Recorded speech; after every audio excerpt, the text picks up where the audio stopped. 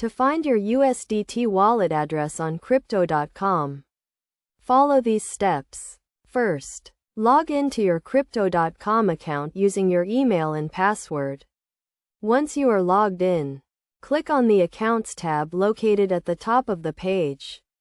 Next, scroll down to the Crypto Wallets section and click on the USDT wallet. If you do not see your USDT wallet, you may need to add it by clicking the Add Wallet button and searching for USDT. After selecting your USDT wallet, click on the Deposit button.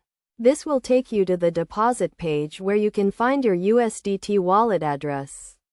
Your wallet address will be displayed at the top of the page, and it will start with the letters USDT.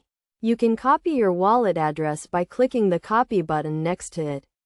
It is essential to note that you should never share your wallet address with anyone, as this can put your funds at risk. Additionally, make sure to double-check that you are sending USDT to the correct wallet address, as sending it to the wrong address may result in the loss of your funds.